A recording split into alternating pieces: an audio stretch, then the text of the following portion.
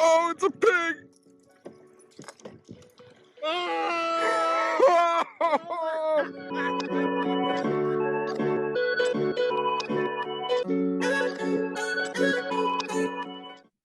Welcome to the Lake Erie Kayak Anglers Podcast, the podcast designed to make you a better angler. I'm Chuck Earls with Lake Erie Kayak Fishing.com.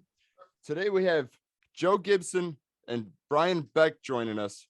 Joe and Bryan came in first place in the Lake Erie Walleye Trail and the Masters Walleye Circuit joint tournament last month.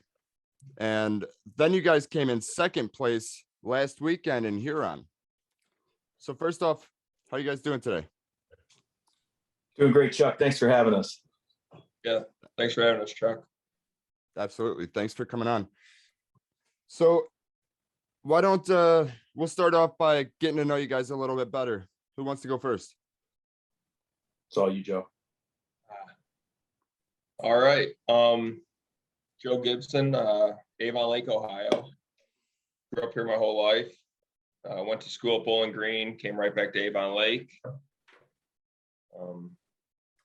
Married to my wife, Julie, for coming up on 2 years. Have a Great Dane that's going on 12 years old, and got a little house here in Avon Lake. Enjoy fishing a lot. Got into the tournaments maybe 2 years ago, and try to get lucky every once in a while. Now you work for your family business, right? Yeah, I work in the oil and gas industry. Kind of do a little bit of everything around Northern Ohio. It's my dad, my brother Jake, and I, and I've been doing that since 2005. So that's fun. It allows me to get a couple days off of work before tournaments, which is nice. So. Nice. Yeah, it's always good working in the family business. You know, maybe one day Julia will like to join me, but we'll see. How about you, Bryan? Yeah, Bryan Beck from Lyndhurst, Ohio. Grew up on the east side of Cleveland. Currently Lakewood, Ohio. Went to Kent State for the flight program there, and got into the airline world when I was about 23.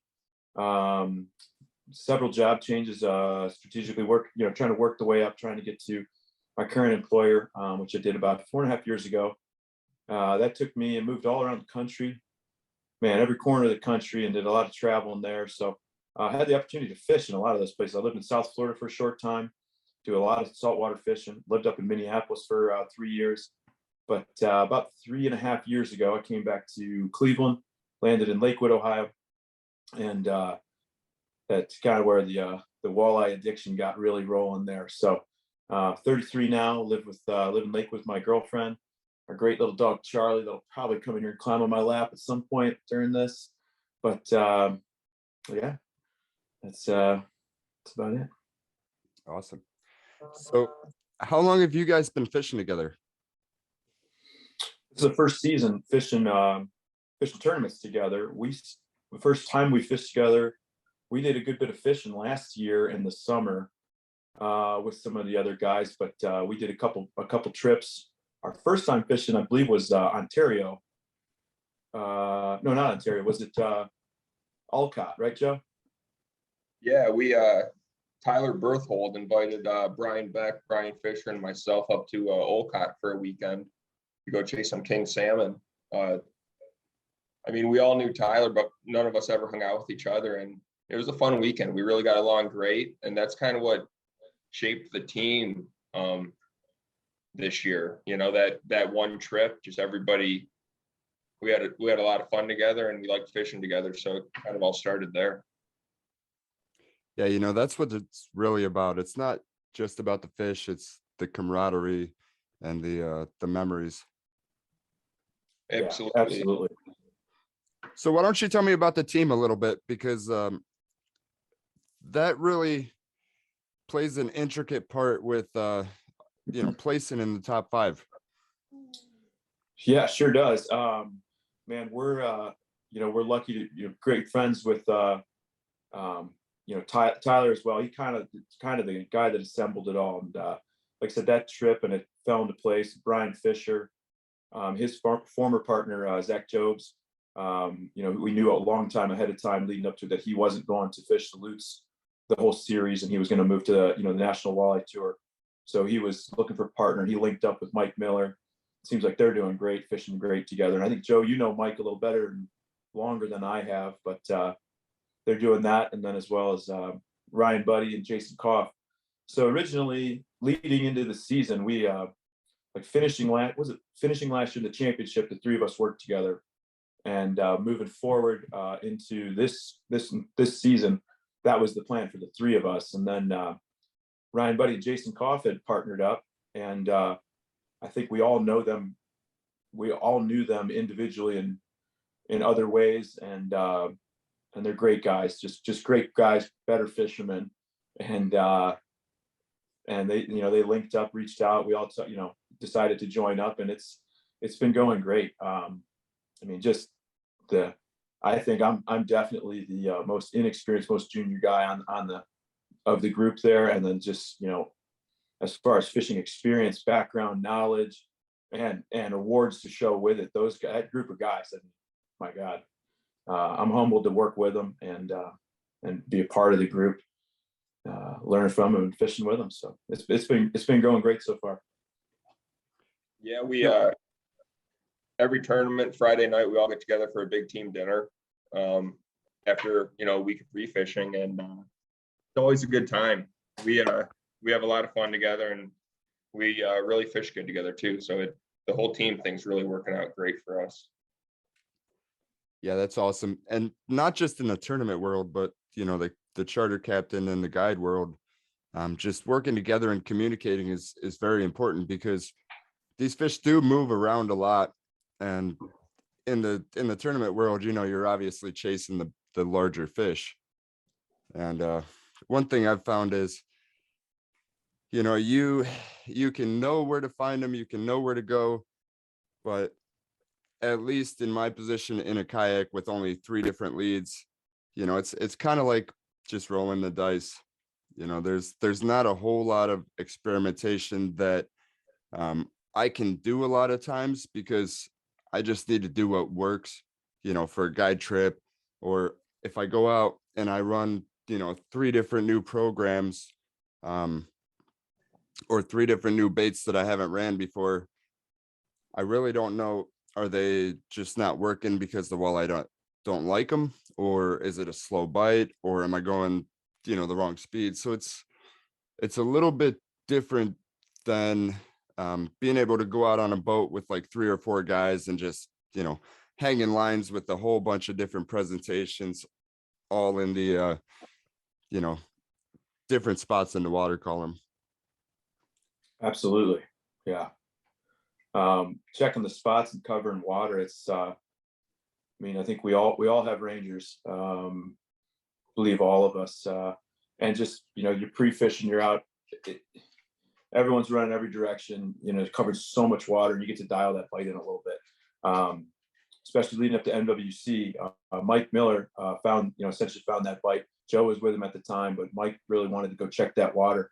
And there's a bit of a story about some of the other guys, that how they saw him coming, and they knew the big fish were there, and how they got out of there, because they didn't want it to be seen that they knew that they were there and stuff like that. But then Joe was pre-fishing with them and stuff. So yeah, that bite, I hadn't been there until the morning we went. Joe had, and it's just like working with the team. It was more or less that kind of flopped for the latest one, the Huron.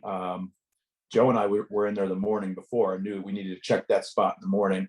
Him and Tyler, some other guys had been there in the evenings, caught one good fish, this and that. We went in there in the morning before, and it was just on. So it was great to working with the team.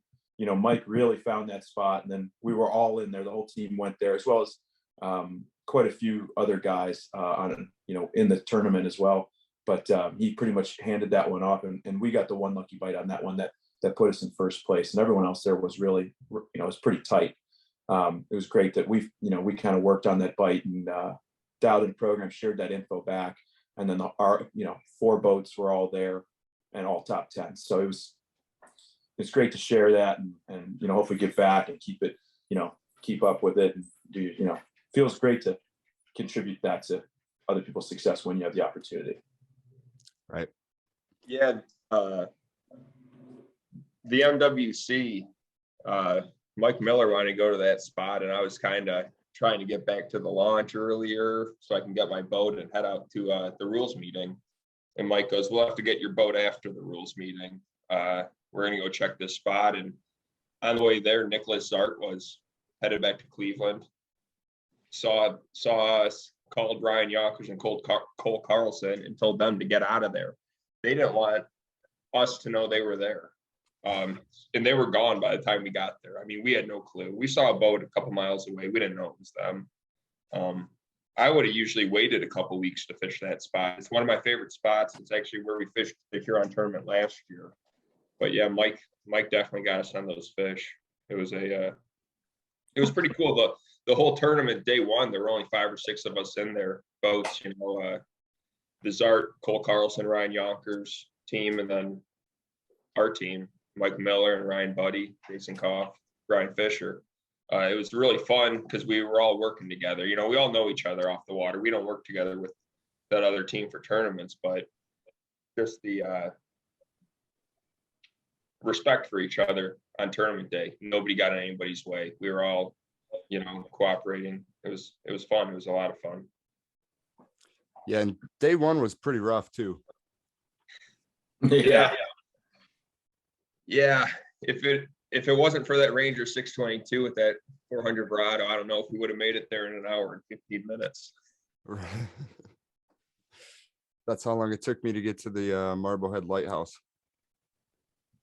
Oh, wow. That's where you fished it? Day 2. Day 1, I tried to hit up the, you know, inside the bay, but they just weren't snapping. There were a couple of guys that picked them in a little bit more shallow. I was kind of fishing the drop off into that channel. I hit the shallows for a minute, but I talked myself out of focusing on that. And, you know, I didn't pick up any day 1. I think I picked up the 1 on day 2. Nice. Yeah, I guess. Yeah, they were very tough conditions. Day 1 was rough. It was no joke. And we had a 40 to 45 mile run, depending on how we made that run. It was rough getting there. It was a little better coming back day 1, and then coming back day 2 was pretty easy. Yeah, there's not a lot of boats that made the run. I think there were some more people that knew about that bite, but I think coming out of the Sandusky Bay, I think there were some people that for sure decided not to. Day 2, there was 11 or 12 boats there, all tournament guys. But you know, the 4 of us were all there. Well, minus the first day, minus Tyler, because he had some boat motor problems. And the other group, the guys all working together, Nicholas Zart, I believe they were all there both days. And then there was a good bit of others that came in on the second day that when the conditions were better, it wasn't a great ride on the way over there, but it was a lot better. We definitely saw some 3 to 5s on the first day mixed in with some big water. So. Oh yeah. Well, that was a hell of a win. Why don't you guys tell me about when you're standing on that stage, you drop the fish on the scale and you see that number. What went through your head at that moment? Day 1 or day 2? Day 2. Oh my God. Well, first off, they have the slowest scale to lock in that I've ever seen. Yeah, they built up the suspense. We knew, so Steve Hendricks was in day 2. Steve Hendricks had already weighed in and he was leading, and they knew exactly what we needed to win. I believe, what was the number, Joe? It was 31:10. Yep. 31:10 to beat, and we needed 31:11 to win. So we thought, when they said that, I thought for sure, we had talked about it. I was like, I think we're upper 20s. You know, I think those were saying we're upper 20s, hoping for 30. So when they said we need almost 32 pounds to win it, I thought, nah, I don't think that's possible. That was, you know, leading up. They put the fish on a scale. And there's an awesome video of like a little bit of slow-mo, but it feels like a slow-mo, but it was in real time. It locks into 31, and then it's like delay. And both me and Joe lean in like this. Like I needed to block the sun a little bit to see the numbers. We're both leaning in, and it's 31-11. And we just went nuts. And they were right there. It's like, you guys just took the lead, the new leaders. It was a little later in the day too, so it was definitely, I think, more than half of the whole fleet had weighed in at that point. So knocking out the leader, Steve, who was leading on day one, he was the biggest threat, the biggest guy in the line to win there. We had a little bit of a margin, I believe, about 3 pounds over third place. So guys. Everybody else would have needed a really solid bag, a really great day, very doable, but a very, very big day to then, overcome the first day's gap. And to top that all off, I mean, the guy who had a chance to get us, Ryan Buddy and Jason Koff, they're our teammates. We were fishing in there with them. We were on the same spot. So if they would have won, it would have been a great win anyways, if they would have been able to take the lead. My biggest worry, or one of my biggest worries, day two, was Tyler Berthold. I mean, I think he had 20, low 20s, maybe mid 20 day one after having those engine problems. But about 26, I think, 25, 26. Yeah. But that kid could fish, and he made the run all the way to Cleveland. Didn't fish that at all the whole week leading up to it, not once. And comes back with the second biggest bag of the tournament, and that's just that's Tyler for you, really. I mean, he had a boat he's never ran before. His fish finder couldn't mark a fish to save his life. The mapping was absolutely terrible on it, and he comes back with the second biggest bag of the tournament. And he only fishes a day and a half, so he had to pull all of his equipment out, his lures, his rods, his safety equipment, everything into a bare, empty boat that he's never even seen before at about noon. And he goes out and catches 26 pounds or so. And then day two, he went, he knew he needed the big bag to do it. And when he came back and said he had 40, I was like, oh my God, like, you're going to freaking win. And I'm knowing Tyler, when he said 40, I'm like, shit, he's got 44.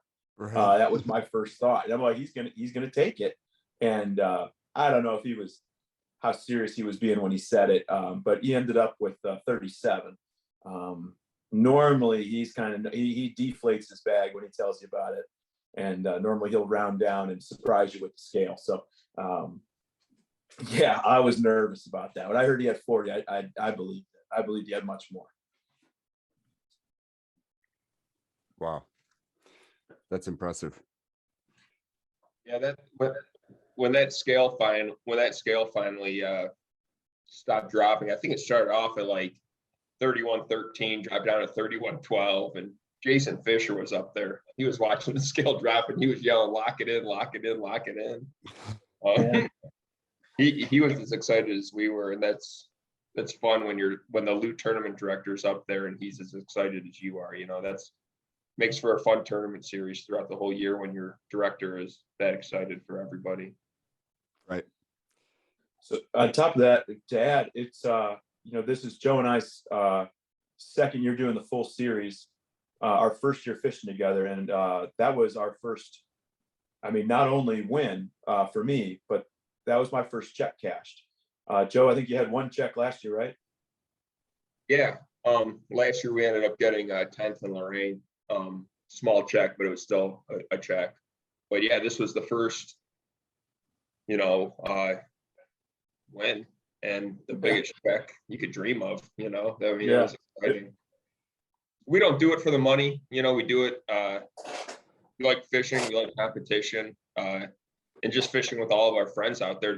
Half the LEWT field, if not more, are friends that talk, on a weekly basis. So it's just fun, It's not like winning a small one for the first. It's like it doesn't feel real. You know, you win the big one, and the joint tournament thing for the first win. It's just, what an amazing experience. It's better to be lucky than good. Right. And it makes you a better angler out there. You know, when you're under the tournament pressure, and you know, well, you either need to figure it out or learn why, you know, why not. And I think it just it accelerates the learning curve. Yeah, absolutely. So the next question is, what makes a good tournament partner? You want me to go first? You want me, Joe? Do you want to go first, Joe? I'll go first. You know, so the MWC was the second tournament Bryan and I had ever fished together. We actually work really well on a boat together. Whatever needs to be done, the other one will do it if one of us is busy. We talk about everything that we're going to do. I mean, if somebody wants to do something different, change something up, we discuss it, you know.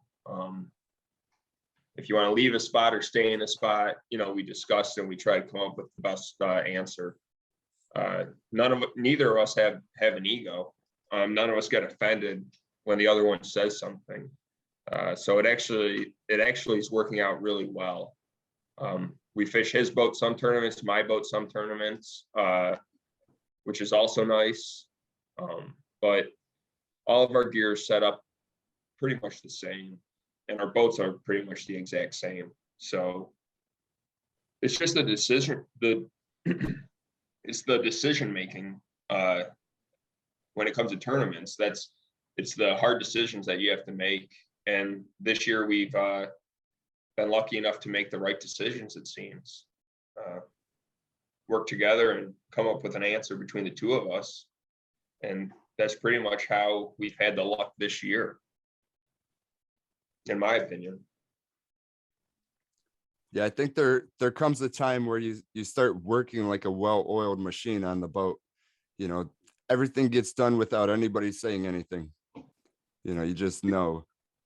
I feel like we really had that a lot in this last one, the Lorraine tournament. You know, we were really kind of grooving. We went through a lot of fish. You know, we had a couple tangles. You know, a lot of your outside board. We were snap weight and everything. So three rods on each side. We went through some tangles. You know, multiple fish on at the same time. A fish coming in and catching the line, another one. And it's like we were on my boat for the last one. It's set up the exact same. So you know, we're sharing a remote. For the trolling motor, who's picking it up, who's running it, handed rods, net, and back and forth. And it's really worked well that, you know, like Joe said, there's no egos. So, you know, he said multiple times, it's like, yeah, if you got to say, get the F in net or something like that, you never hurt my feelings. And I'm like 100%, like, you know, in the heat of the moment, you're just talking like that. It's like, I'm not, you know, we're not cussing at each other, but you know, it's coming out, but it's in the heat of the moment. It's not you know, it's not in an offensive or any sort of way. You're in the heat of battle. You know, you got to get them out there, and I think there's no egos, no hard feelings, and we communicate well on that, on you know, what we're doing and stuff. So that's been good. You know, Bryan has reeled in, I think, all the big fish this year, for the most part, and I have no problem with that. Actually, you know, I tell them, just reel it in. Let me figure everything else out. Whatever you need, just keep catching big fish. I don't have a problem with that one bit. You know, it's hey, I don't need to reel the fish to get them in the boat. Whatever it takes. That's you know, it's a team. So. Yep. And one thing leading into the season was we were both, you know, we fished with other partners. We were both we fished our boats that we owned, and we were both, you know, sent the captains on our team. So when when we decided to fish together, we had a couple conversations about it. Like, you know, other guys have different dynamics with, you know, one guy's the boat captain, the boat runner, and he has somebody jump on board with them. You know, that's his partner. So, and they have different dynamics on decision making. And it was like, we talked about it. It's like, we both have ran this for a year. We both got, you know, pretty similar tournament experience, and join it together. It's like, you know, just don't want it to be like one of us is tagging along and the other, and vice versa. And it's you know, we're alternating the boats. Our boats are pretty much almost the same. His is the 22, a little bigger and newer, and mine's 2.5 years old. So they run and fish very, very comparable, but just the fact that we can go in there and do that, and I think the dynamic is great. And one thing that we talked about, like leading into the years, the former team of the year, Cole Carlson, Ryan Yonkers, like those guys, like, man, if you're looking at someone to model things after, that's those guys. I mean, they seem to work amazing together. They've had amazing success. They go out there and it's just, it was something to look up to. I've mentioned it to Cole before, like, just, man, like, you guys just had it so dialed. You had such great days. You're working together so well. Everything's just fantastic. And it's like, that's honestly like what I thought to myself. I want to build a team like that, or have that kind of dynamic. And a few tournaments in, it's really shaping up great. So. Well, what you focus on expands, right? So you surround yourself with people that maybe know a lot more about what you're trying to learn, like being a rock solid team. And I think that's super important with tournament fishing, because having that positive energy, everything flows good. Nobody's getting frustrated. Nobody accidentally loses the winning fish at the net. And, I don't know, maybe the positive energy attracts the monsters.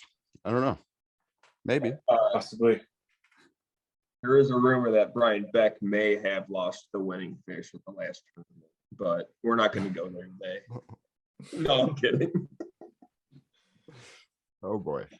Yeah, the 31 incher that we landed, which I was very disappointed to see only weighed 9.3. Honestly, that one that fooled me when it hit the scale. I was so excited about a 31-inch fish. Last time I caught a fish over 30 inches, it's right here. And that was my derby fish years ago. But it was a 9.3 and skinny. And Joe had an awesome net job on that. The fight on it, man, these fish, as the water heats up, they are just fighting like crazy. And I think everyone said something or experienced it. Like, you get a 4 or 5 pounder on, and a little bit depending on how that lure and hooks in their face, man, like you could swear all day I got a 10 pounder. Right. And it comes up and you get a glance at, like, what? That's 23 inches. But this came in, I mean, it fought, and then it ran like 60 feet at the boat. I thought it got off, and I'm crank it down fast, and it's there. Crazy thing, he does a great net job, and the fish is so long, it's hanging out of the net. Double pumps it, flops it in. Those hooks were out of its mouth immediately. So, fish are going to get off. So, I fished with Bill Sutton, NWT multi-time champ. I was a co-angler fishing with him in Huron last year. And I had we knew we were on an area with big fish, and I had a big one on. I'm on the reel, slower on it, and just about 20 feet back, popped off. And I felt like, oh my God, like shot to the heart. And, the guy is so much experience, it's humbling. He's just like, fish, get off. He's like, it happens. And I asked him, did I do anything? Whatever, drag this thing. He's like, you're doing all right. Fish, get off. And it didn't faze him for a second. And I think about that a whole lot. It fazed me. I felt like I got kicked between the legs. And he's like, get your head in the game. Fish, get off. It happens. Yeah, that actually happened to me last weekend. I had ran, as far east as I could. And I trolled the way there. The plan was to troll the way there. That way I wasn't missing potential good fish, and making an unnecessary run and finding out that the fish aren't very active there, or not there at all. So I ran there, wasn't really picking up much, picked up one.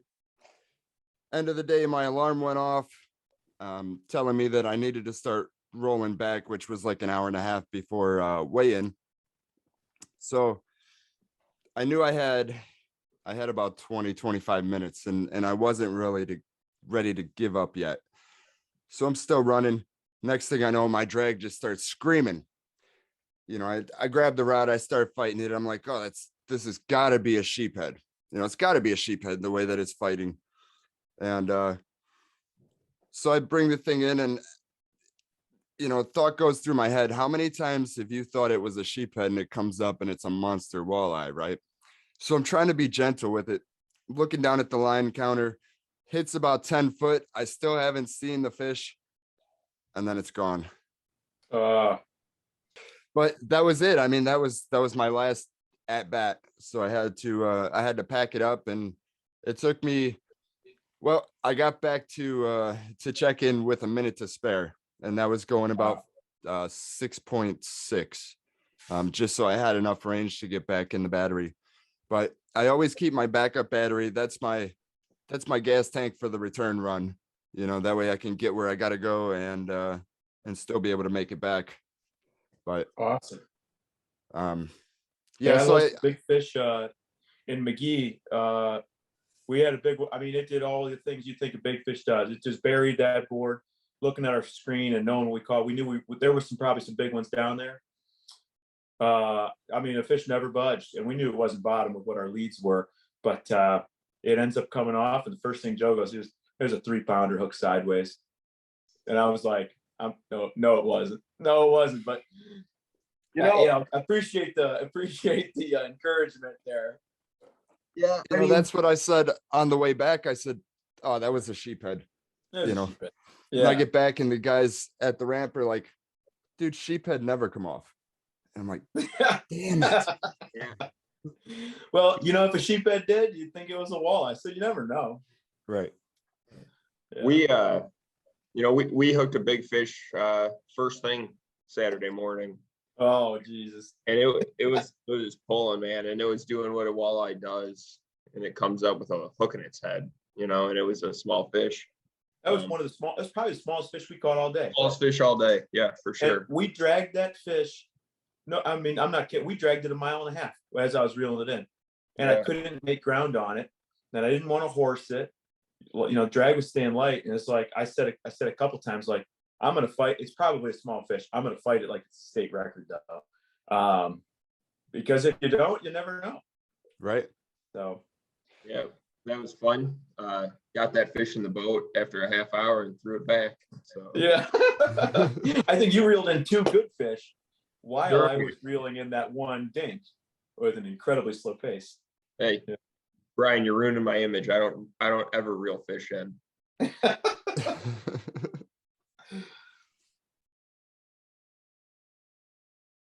Today's podcast brought to you by LakeErieKayakFishing.com.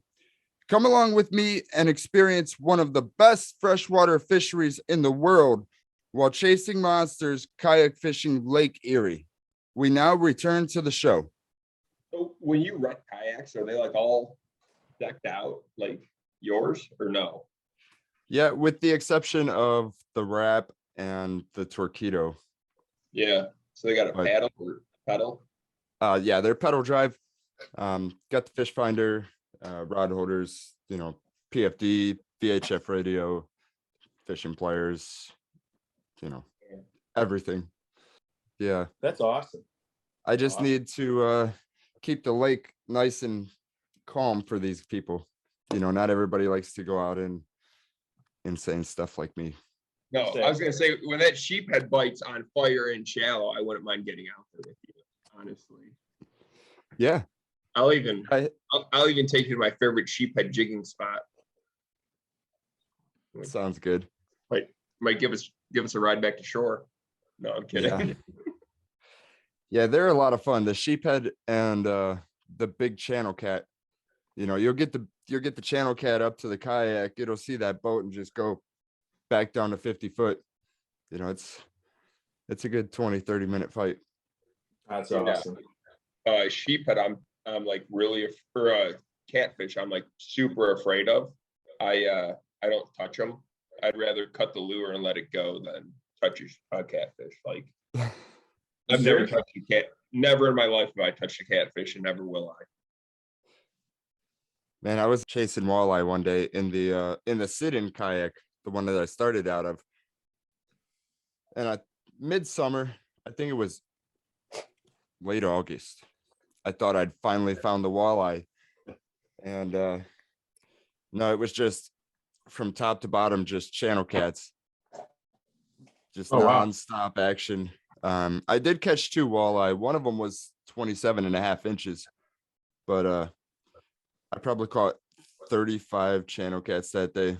Biggest one was like 33-inch. What were you throwing? Crawlers on a worm harness, and Erie, I think, was on the other side. Nice. Yeah, I would have jumped off the kayak and swam back to shore at that point. Well, I can tow you back with the Torpedo. Yeah, for sure. But I have 4 kayaks, so we'll have to set up a day, get out there, catch some fish. And that would be awesome. That'd be fun. Yeah. I have a smaller fishing kayak, none of the setup at all. And I used to travel around. I got into it bass fishing. That was like bass fishing and then fly fishing in the springs. But after springtime, I was just everywhere bass fishing, and that was how I got into it and got just addicted to all the fishing. But I had that thing in ponds everywhere, all across the country. Moved to South Florida. I did a ton of kayaking all over the Keys. Had it offshore, a couple miles out, offshore trolling. Moved back to Minneapolis with it. Just got into the bass fight up there. There's great bass fishing right in the city of Minneapolis, a couple of these lakes. And when I came back guiltily, when I bought my previous boat, my first motorized boat, I hung it up in the ceiling to make a little room to get it in there, and I haven't used it since. I've become a lazy fisherman, that's for sure, but I had thousands of hours on that thing. So some great times. Yeah, it's definitely a fun time. Gets you into water that maybe you wouldn't have access to. Yeah. I used to carry that into ponds and stuff, places where I wasn't supposed to be, and Right. And then got into the water that you can't get into. So yeah, it's great times, man. How about you, Joe? Have you ever kayak fished? No, man. I actually, it's a funny story. I bought a canoe like probably 7 years ago. I used to go pike fishing on the Cuyahoga all the time. Like for a whole summer, that's all I did. I bought a John boat the following spring. Got that ready for duck season that year. Fished off of it a couple times. I bought a Starcraft the next year, and then a Warrior the year after that, and then another Warrior the year after that. And I haven't touched my kayak or my canoe in a few years. Never fished on kayak. I was gonna buy a kayak before the Starcraft, and then by the time I started adding everything up, I was like, I'll just go buy a boat. They're expensive. There's no question. But to be safe, I mean, I guess if you don't want all the dry suit and all that, it's probably not. You can get it a little cheaper, but to have all the proper safety gear, it added up real quick in my eyes. Well, for what you were trying to do, if you're trying to get offshore on Lake Erie, you're not going to take a $300, kayak from Walmart. You're going to spend a little bit more, take something more capable, maybe something that's not going to put you in a bad situation. And then you need a friend to spend the money with you. You can't just do it on your own. So preferably 2 friends, because not everybody's gonna be able to go. And so, yeah. Right. So let's talk about walleye fishing a little bit. What are your thoughts on muddy water walleye? When, you're in the situation where the river blew out or the lake's churned up and you have no choice but to fish for the muddy water walleye. What are you going to do? I'll go ahead. Run to clear water. No, you try to find that water that's muddy, but not too muddy. I watched a podcast with Lucas Hahn a couple weeks ago. And, he said, you can't say I need 6 inches of visibility. I need 2 feet of visibility. When you put that lure in the water, you're going to fish different colors those days, different leads. But it's a grind. I mean, there's no right answer for that. You're going to have to work hard to figure it out, in my eyes. I try to avoid those situations whenever I can. if you want me to be honest. Right. Oh, I'd second that completely. Something we're kind of faced with the McGee tournament after the big blow. There was a lot of mud, and we ran to some clearer water, which was about 25 miles away east of Kelly's. But if you're fishing in the mud, I mean, there's different degrees of mud. You have muddy water with, like Joe said, I mean, you can have 1 inch visibility, you can have muddy water with 2 feet of visibility. It's different. You're going to run different baits. I've never had a day where I fish in dirty water and I say it's fast and furious. I haven't heard people talk about that either. Not saying it's not out there possible, but I have had a lot of days where I've been in the muddy water and you catch a couple big ones. And then you come in like I've heard many times guys say I caught some tanks in the mud. There's a lot of tournaments where one fish in muddy water. And the whole lake gets churned up and there's big fish in an area. And now you got a 10-foot circumference that's mud. They didn't leave. They're in there somewhere. So, what's going to get them to go? It's different tactics, different baits. Maybe they're up higher early spring. That muddy water is going to warm up quicker. Maybe they come up higher. It depends on a lot of the conditions and temperatures. I certainly don't like it, but some days you are forced to fish it. I'm going to look at a satellite image to try to find some clean water, do some checking, stuff like that. But it's not ideal, but it happens. It happens for sure. The McGee tournament this year, one of our teammates decided to pre-fishing to another level. We didn't have a good satellite image, and he decided to rent a plane for the afternoon. He flew around the islands and found all the clean water, and it kind of made our decision a little easier on where to run. We felt really confident going, making that 25-mile run because we knew the water that we were looking for was there. But yeah, we try to avoid muddy water when we can. You don't want clear water, but you don't want muddy water, right, in my opinion. Yeah. Haven't been doing this that long, but if it's gin clear, if it's gin clear everywhere, that changes things up big time. But yeah, same. We went, and then McGee, we went there. We did get some good water. We stopped and we thought about fishing some muddy water on, was it D-can. We're on D, we're like, we stopped and on our run and we looked at it. And we're like, this might be our plan B. It's something to keep in. It's not plan A, but it might be a good plan B after we stopped and took a good look. But as the sun was coming up, you couldn't get a totally great idea of what the water quality was. But there was like mud, and then around that decan was it was muddy, but it was fishable. And we did keep going to plan A, and we found a pocket of fish that we then worked them all day. We got 6 bites, and we got 6 fish, and that's and they were some quality fish. So and some decent water. One thing I like to do in muddy water is I'll run dark baits. Something just completely black or black with just a touch of glitter or just something that, I don't know, something about the dark baits. So at night, if you're night fishing, someone had told me this before, you're night fishing, a black bait is the most visible bait to the fish. And that's because the color black absorbs all other light. And you got to think, you're not looking into the water, the fish are looking up. So when they see something that absorbs all the white, that profile, they pick that out the best. So, I mean, obviously there's different clarities and everything to be considered, and the moon, sky cover when you're thinking about that, but black baits can show up the best at night.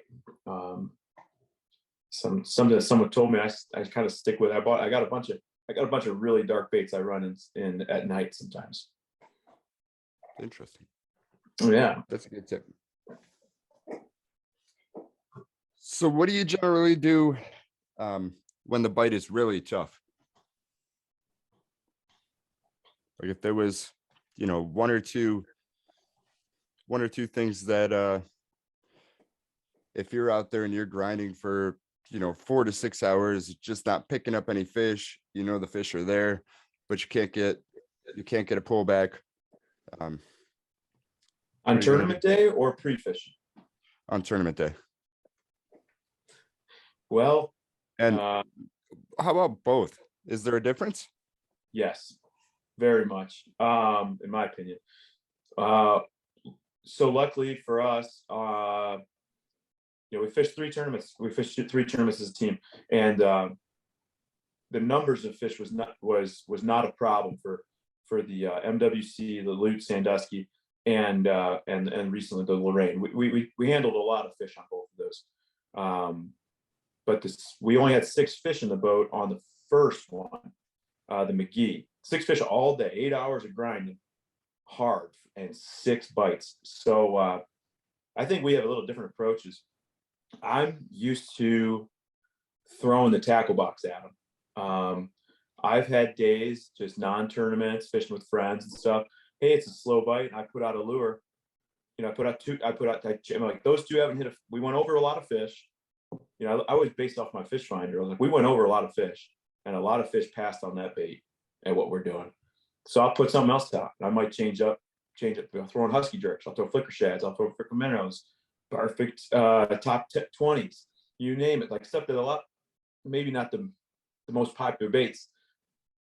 I believe that bait, there's a time where it's going to work. There's a time. I think there's always a bite out there. You got to find it. Maybe it's a worm bite. You got to find it. But learning from Joe and his experiences, and I think he'll back me up. Like, you get 1 bite, or maybe 1 or 2 bites in a lot of time.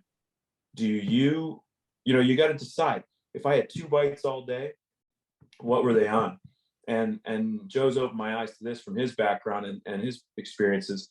Sometimes that means it's a slow bite. We're going to put everything right there and make them similar, and you grind it. And I think the answer is you really never know what's going to trigger them and get them going. But there's time and place for both of them. I think both the strategies on pre-fishing. Pre-fishing doesn't matter. Have fun out there. Figure out the bite. I want to throw the tackle box at them myself. But on tournament day, I'm not going to do that. I don't think that's a smart decision. I don't think Joe's going to let me. But if you grind it out and put something that has got you a bite or 2, it's totally different if you get 1 or 2 bites versus 0 bites. I think it really changes. If you get 3 bites, it changes even more. What did they come on? If there's a pattern to that on tournament day, I would agree completely. If you get 2 bites or 3 bites and there's any sort of pattern, grind it. Put them all the same. It's a slow bite, make it happen. Then give them some, we call it the treatment, bump your speed, fast, slow, give them S turns, whatever it is. Maybe they pick up, maybe you're doing S turns. You say, hey, that fish just bit on the slow side as that bait was dropping, or maybe it bit on the fast side as it's speeding up. And you can kind of go from there. But man, definitely pre-fishing it's a free for all, but tournament day, you can't waste a minute out there with a bait that's not exactly what you want. Right. Yeah, I going back to Tyler Berthold here, that guy puts 3 lures out in the morning, and he pulls those same 3 lures back at the end of the tournament day. He's won a lot of tournaments. He's done very good in a lot of tournaments, in my opinion. And I think when you find someone that's working on during pre-fishing, you put it back out in the morning of the tournament day, and you kind of grind it out with those. Obviously, if one color's just hitting all the fish, you put another 1 or 2 of those lures out. But for the most part, I like to grind it out. I don't want to change much up. Don't want to change the lures. And it's probably not the best idea at times, but in my, it worked for us the last couple tournaments. The MWC, for example, we started off with 3 flicker minnow 11s and 3 bandits. The flicker minnow 11s, they really started catching fish in the morning. Slowed down around noon, I think, maybe 11:30, 12:30, whatever.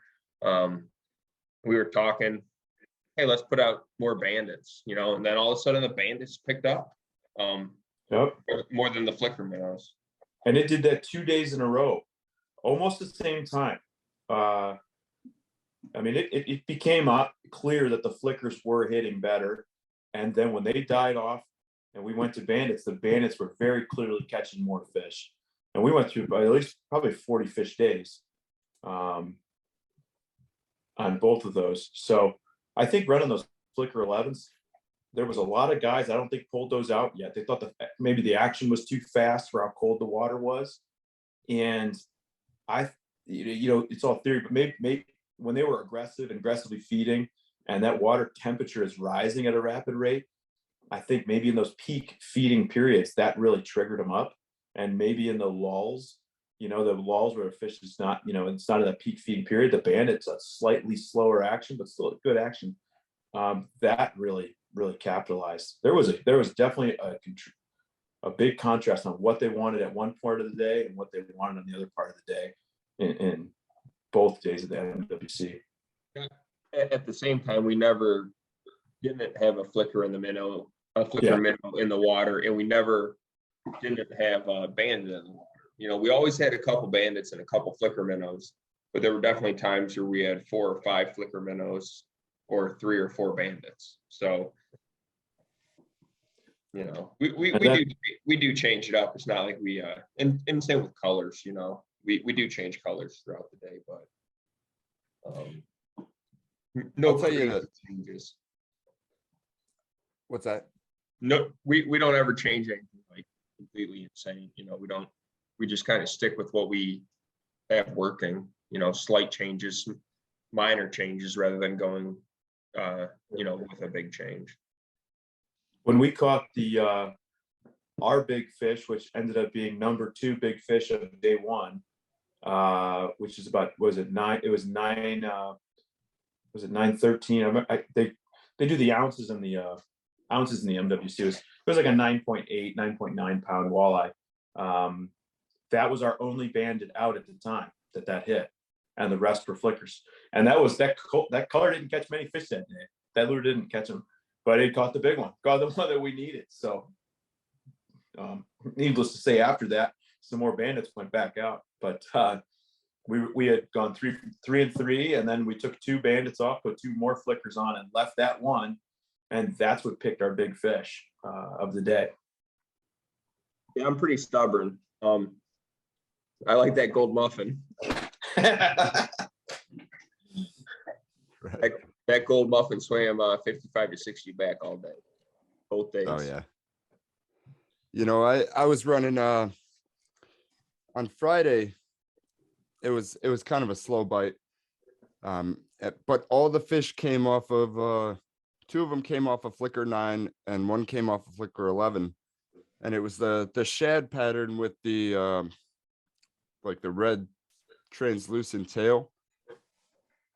So I ran that on tournament day, at least off the one side, ran that bait most of the day. And then when I went out on Sunday, I was getting my tackle ready for my guide trip. I pulled that bait out and I look and there's water in it. Oh, wow. And, I never thought about it before, but because of that's translucent spot, I could see that there was a little bit of water in that bait that maybe was changing the action up a little bit. So do you keep running it, or do you think it happened at the end and don't run it? I don't know. I didn't run it. I had that might have been the difference. Different wobble, different sound. Yep. Maybe. I wouldn't have ran it. The important part is to always check your baits, because after that I started looking at a couple other baits, and some of the tails were starting to split where the eyelet screwed in, and some other things. The last thing you want to do is lose a monster fish from bait failure. Yeah. Another, trying to add on to that, if people kept up on it, how baits are manufactured. Some of these major companies are changing the locations where they manufacture baits, and like your Smith with top tens or perfect tens, they were China, now they're Guatemala. That bait is actually lighter and it's changed its action. So in the McGee tournament, I have literally the first day I went walleye fishing, we went and bought some lures, and I got a, perfect 10 in clown from that day many years ago. It's the original Chinese version. That bait was out. It was a good bait pre-fishing, and that bait was out, and it caught all our better fish. And as soon as we identified a little bit of a pattern, it was like, hey, clown just caught a couple fish. Let's get some more out there. Well, we had the newer version, newer manufacturer. So at one point we had 3 clown perfect 10s running with the same leads right next to each other, and all of them came on our one bait, my 10-plus-year-old bait. And talking to Nick Peters, who paints some lures for us, and many other guys, NFP Customs, he's painted so many baits, like not all baits are created equal. So he said, he's like, you got something there, like hold on to that one. Maybe it's got something different to it. And it's like, it's something he's seen before. You never know what it is. Maybe it's got a little bend or wiggle to it or something. But these guys give me some crap about running these 20s, the top 20s. And when I've fished with other people that don't know, what's a common bait or this and that, it's like, why aren't we running 20s? They catch more fish. It's like, but it's a time, and it's maybe a specific lure, or who knows what it is. Time of day, you're doing days, you're doing nights, or the overcast, whatever it is. But that was very interesting to see. These are technically 3 identical lures, but they're really not. They got something. There's something going different that the fish liked. Right. Yeah. So, a couple more questions. On the days when the waves are really big, are there anything that you do different, or any adjustments that you make that maybe you think helps increase the bite or increase the hookup ratio? And I know that if you're running snap weights, you adjust the lead on the snap in rougher water to stabilize the bait a little. Same with calm water, you can change the lead on the weight to make the lure move a little more. But no. So what do you mean by, I know what you mean by adjust the lead. So you're moving it closer? Are you doing like a bait than 10-foot snap, or? Yeah, calm water. If you want the bait to move more with an S turn, you put the weight closer to the bait. If you want it to move less, you move the weight further ahead. I know that's what people say, but I really don't do anything much different. Try to keep the speed as constant as possible with the surging and all that, but I pretty much fish it the same. And hope, pray that you get the big bite. Right. I think the surging sometimes, when it's rough but not too rough, the surging, I feel like it could give your bait a lot of action that maybe that it triggers them. We've all had days where you fish and there's a little bit of chop, and then the lake just lays down to glass, and then the bite shuts off. Right. So, I'm sure there's some days where it does it and some days it doesn't. One big thing is when you get some rougher water out there, a lot of times you can only troll one direction. You got to go with them. So, and turning around and going, into those waves, when you're in 1 to 3s, you're going to be getting stuffed, and a wave's going to come over by. So you can't really do that. And your trolling motor's coming out of the water. So it adds other variables, like what's the current in the situation you're at? Where's the current running? What's your speed running? How's your bait? Your speed over ground versus your bait speed through the water. And it limits you in. It's like, you got to kind of think about all those things. You can use a fish hawk. Neither of us do. There's a lot of days I kind of wish I had one just to see, but also, is it going to distract me more and make me think about something that's maybe not important, or would it help me? I don't know. I don't have one at the moment. Might get one. So definitely for nothing else, I might get one for salmon fishing, but Lake Erie Walleye, it's just something, there's going to be more factors in play. Luckily, our last 2 tournaments, we were able to troll every direction, multi-directional where we were. It wasn't too, it was pretty flat here for us in the Lorraine, but we were a little bit protected being on the location where from the wind and the waves on the MWC. And that allowed us, even though it was a really rough run out there, it died down. We control every direction. And it's a conversation like, which way is the current going? What's the speed? Do we bump it up now that we're going this way and stuff like that? So, you know, what are they going to want? Right. Yeah, it's a little bit more challenging on the kayak when the water gets a little rough, because we don't have that forward momentum, you know, in a boat. So those surges, it really affects things a lot more. There's definitely days out there where the surging, you know, it's really turning the bite on. But I've been out there on days where I feel the surging is, you know, keeping the fish off, or maybe they're biting, but during the surge, you know, you have too much slack and you're just not getting that hookup. So yeah, I was just kind of curious. That's got to be very difficult on the kayak. Like you said, with that hook set, middle of the summer, I think the fish are so aggressive. A lot of times they're going to set themselves, but we had some days and like that, you get that colder water and not crazy aggressive bite. If you're fishing cold water with planer boards on a really calm day, and if you're really watching the board, it's amazing to see how many times a fish is going to hit that lure and not get it.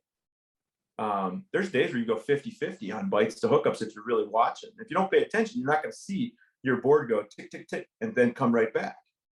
It's like other guys, like a technique. It's like if you see that directly happen, free spool it, put that fish is following it, put the bait right in his face. And that's something I've heard from guys that really works. We've done it, and that's got, you know, you drop a bait into its face, it's gonna they trigger and bite them. But imagine on the kayak, that's got to be really tough for your boat control and getting that hookup in the cold water. So. Yeah, it definitely adds just a little bit more complexity to the situation, but that's the interesting part, is like, yeah, how to figure out what's the most successful way to do it. So Chuck, let me ask you this: when you're fishing a colder water bite, you're using planer boards for your three routes, right? On calmer days, yes. When it starts to get a little rough, I don't, just because it's harder to identify the bite, you know, and I can't really be looking behind both shoulders at the same time. So do you keep, on a colder water bite, do you set your trolling rods with a loose drag with the clicker on, or do you set it like a tighter drag and give that fish your resistance and you know, with the boat momentum, and to set it up? What do you like to do? Oh, usually I'll set it at a little bit looser drag, but I am using a softer rod too. So I'm using medium lights with a soft action, like a moderate to soft action. So that way, that walleye can hit it and not feel that resistance until, you know, they have the bait and it's going to set the hook. Plus the other thing is, with going back to the forward momentum of a kayak versus a boat, with the boat, the walleye hits, you know, there's a lot of momentum, so it's able to fight the tackle. On a kayak, if you get a big enough fish and you're using a stiff rod, the fish really isn't fighting the tackle, it's fighting the boat. Yeah, that's got to be awesome, man. Adds a dynamic to it. That's a whole lot more fun, you know, and challenging, of course, but when you're doing that, that's awesome. Well, challenging is fun. Yeah. Well, I have one more question for you guys. Tell me about a day on Lake Erie when you were caught in a bad situation, a bad or a dangerous situation, and also to add to that, what lessons came from that? You want to take it, Joe? I'll let you take this one first.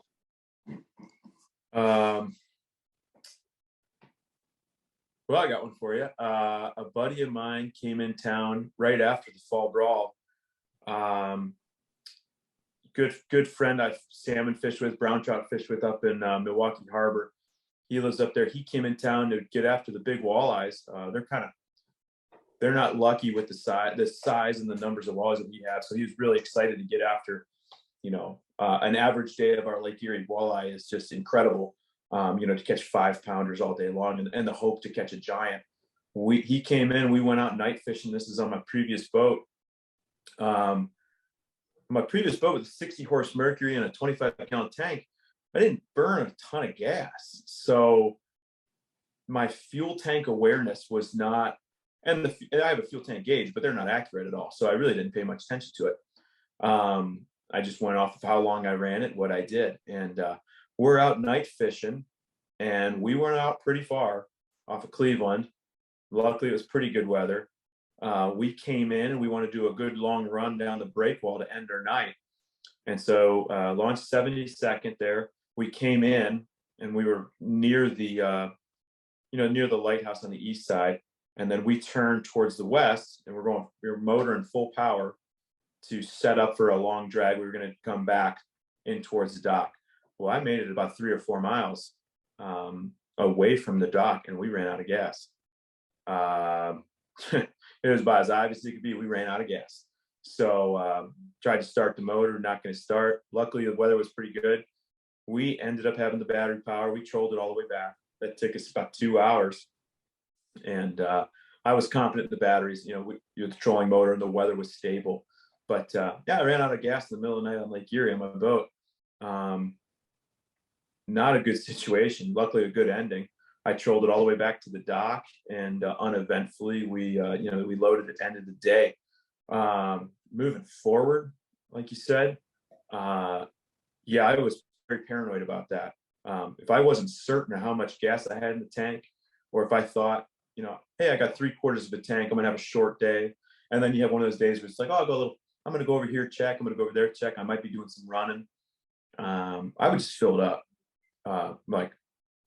I don't know where the day is going to take me. Some days where you're on the water, it's like, I'm going to go check this place. I'm going to check over there. Next thing you know, you ran 30, 40 miles. Now, moving into the Ranger boats with a big Mercury on there, you need to be aware. And you got a better gauge, a more accurate fuel gauge. Like I didn't have a gauge on my previous boat, my Monarch, that, I could reset fuel used and monitor that. But it is critical to be aware of your gas now. And especially in a situation like that could have turned bad, but luckily it was stable weather, not an issue. Absolute worst case, if the batteries died or if something happened, the weather was good enough. We could have called a towboat or something, but that was a learning day. And to kick it off, we didn't catch a single fish that day. So that was the kicker. He does not let me forget that. I'll top it with his brother came in town the next day. Two brothers are good friends that I fish with quite a bit. He came into town and we had the opposite day. We went out and absolutely smoked them. So I felt a little bad for my buddy Brandon at the time there. His brother Blake told him all about the day and took a lot of walleye home for him. That's a good point. When it comes to bad situations on Lake Erie, I've been pretty lucky, I guess. I try to be prepared as much as I can. Haven't had any bad days that I can think about, bad situations. I'm sure they're going to happen, come up. But as of now, I've been pretty lucky. So one thing, to throw in there and to top on your point, Joe, nobody plans for a bad day. Nobody says, I'm going to go fall out of my boat today, in the cold water. There was a couple guys died down in Okeechobee. Something happened. They went out of the water. They went out of the boat and they were found. They died of hypothermia in 60-degree water. They spent the night in the water and died. So a friend of mine that fishes that a lot, he just had a young child. And he's like, I'm going to, he fishes by himself all the time. He's like, I'm going to prepare for what I'm not prepared for. And he got his automatic inflation, PFD, and he keeps flares on him. He has a small, compact, mobile flare that they sell to keep on you in case you're in the water. So I think nobody prepares for that bad. Nobody thinks I'm going to go out and have a bad day. What am I going to do? but that's something to really think about. And I'm going off of Bryan there. Going into the first tournament, we knew the water temperatures were pretty, pretty cold. And we had conversations on the way to the tournament, on the way to pre-fishing. If one of us goes over, this is the plan. This is what we're going to do. We're just going to cut lines, turn the boat around, and get the guy. We wear, float suits, and if we're night fishing and a friend on my boat doesn't have a float suit, we do the inflatable life jackets. And after the accident this last fall with the boat crash, I bought the strobe lights that go on your life jacket. So if you do go in, you're visible. Right. I know that my float gear is, black bibs and a red and black jacket. That's not going to be that visible at night. I just try to prepare for it. And like I said, I've been fortunate enough not to have any issues. So, one great thing that you can add to your arsenal, it's very inexpensive, is like one of those space blankets. That way, if you get in a situation where somebody does get wet, obviously you want to strip them out of their wet clothes and get them back to shore as fast as possible. But just having one of those little compact space blankets where you can drape it over them and try to, conserve some of their body heat makes a huge difference. That's a great point. Were you going to add something to that, Bryan? I was going to say, leading to that day one, part of our conversation was we took our throwable. So we fished my boat from McGee. We took the throwable out, and I strapped it down with the Ranger straps up on the bow. So it was out of the compartment, and it was secured on the floor with a quick release strap. So if someone goes over, this was Joe that brought this up. You never expect to go over. That water was 40 degrees, 39 to 40 degrees. That was ready to go. That was the first thing. Throw that to that guy. I was a lifeguard back in high school, and when it got chillier, we wore sweats in the sweatpants, sweatshirts in the lifeguard stand. And they said, hey, if you're going to wear that in the stand, you got to go swim with it on, prove you can do it.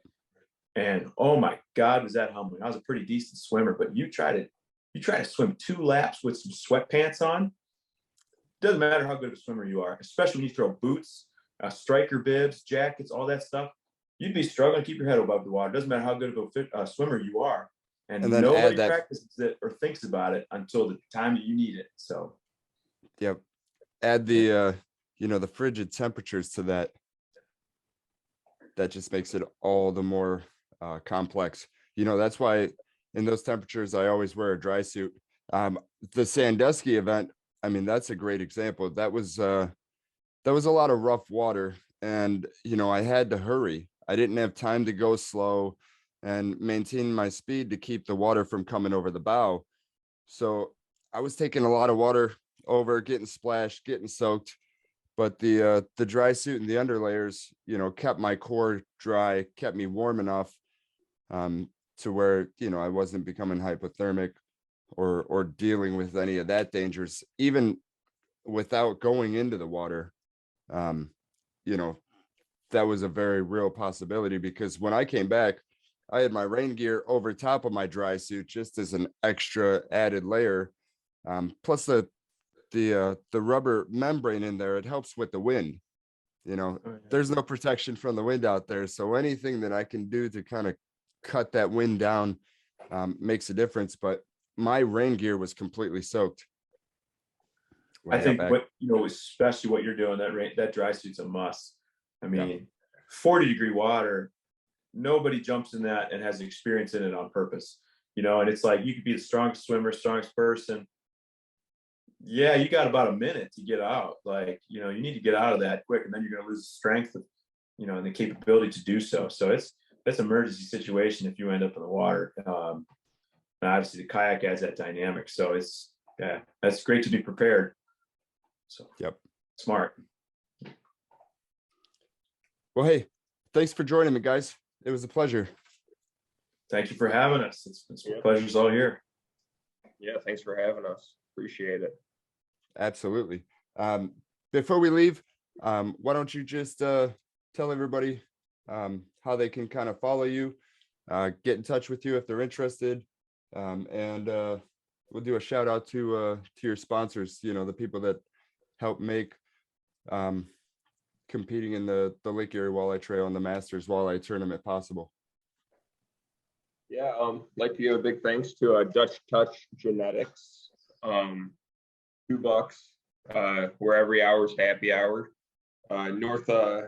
Northeast Ohio property inspections. Remax Real Estate Wallace Group here in Avon Lake. Snakebite Snaps, which helped us out a lot in the Huron event. And Erie Outfitters. Erie Outfitters is the best place to grab all your tackle gear, needs, everything, bait, whatever you need. Craig Lewis has been a huge help. Just Joe Gibson on Facebook. If you wanna add me on as a friend, we post some of our tournament results on there, and every once in a while some fun facts. Yeah, I will link all that stuff in the description as well. Thanks. Yeah, I just want to second the Dutch Touch Genetics being the title sponsor. These guys, it's they've supported us, and they've really helping making this possible. You know, the tournament entries, the gas, the fuel, everything. It really adds up. You know, title sponsor. We got the great decals on our boat, our 2 boats, both matching with their emblem and their name on the boat, and it's great how many, you're driving down the lake and you don't see someone calls you up, hey, where are you at? Oh, I saw your boat. You know, there's a lot of black and white boats out there, and they recognize that, but it's not possible without them. And the other great people that Joe just mentioned, especially Craig Lewis, Erie Outfitters. I mean, we're there multiple days a week getting everything that you need. And that's a necessity there. Other than that, if anyone wants to reach out, we both have Instagram fishing accounts as well as our personal accounts, but mine is Big League Fishing. That's kind of a nickname that I had back a while ago. I renamed my previous boat Big League, and then a week later I caught the derby fish that essentially led me to be here today. So bigleaguefishing.bb, that's my Instagram, and Joe's got a team one for us as well that he manages and runs. It's fvwalleye.com. So we'll put the link. Yeah, if you can put the links in the description, that'd be awesome. We just post a picture of how we're doing, what's going on, and a lot of tips and tricks. Say what we're doing. Obviously not the day before tournament day, but you're out there spending as much time on the water as we are. It's awesome. Like, I've had a bunch of people just shoot me random messages, on the account. What do you think about this? I was out, didn't catch any today, or didn't catch as many today. What do you think about this? Let's go. It's great biting, little deeper water, run deeper snaps, blah, blah, blah. Put your snake bites little extra leads on them, or maybe go with 3 ounce. So yeah, if anyone reaches out, if you do, we'd love to help you. We love talking fishing, obviously. That's why we're here. And just a couple other shout outs. PB Blaster Corp. They sponsor, the Fall Brawl, a bunch of fishing events, the Lake Erie Walleye Trail. They also support us. And then NFP Customs. Absolutely. Yeah. Nick's a great guy, paints great baits. So you can get those down at Shines Bait and Tackle in Cleveland. Yeah, I use NFP Customs baits many times. It's pulled my personal best last April, 31.5 inches. Wow. Definitely skilled painter, great baits. And Craig Lewis, I mean, there's no better place to stop, when I don't have time to wait for an order from Fish USA, which only takes 1 to 2 days to get to my door. But sometimes you're getting ready for a trip and you're like, oh no, that's right, 5 snap weights were lost last trip. Gotta make a stop. Craig Lewis at Erie Outfitters always has absolutely everything that you need. But then Chuck, if you ever go up that kayak, you ever get tired out there, head down to Vic Sports Center. Yes, sir. Man, yeah, sure. Tom Madalero, he'll hook you up and he'll get you taken care of. Awesome. You'll have to get out with us one of these days and see. You look great in a kayak. We'll have to see how a Ranger boat looks on you as well. Hey, let's make that happen. All right. All right, guys. Nice talking to you, Chuck. Yeah, it was Thanks a for pleasure. having us, Chuck. You guys enjoy the rest of your night. All right, you too. See ya. Thanks a lot, Chuck. Hey guys, thanks for listening to the show. Don't forget to leave us a review and subscribe to our podcast on your favorite podcast listening app. We will see you on the next episode. And remember, for me, fishing is life.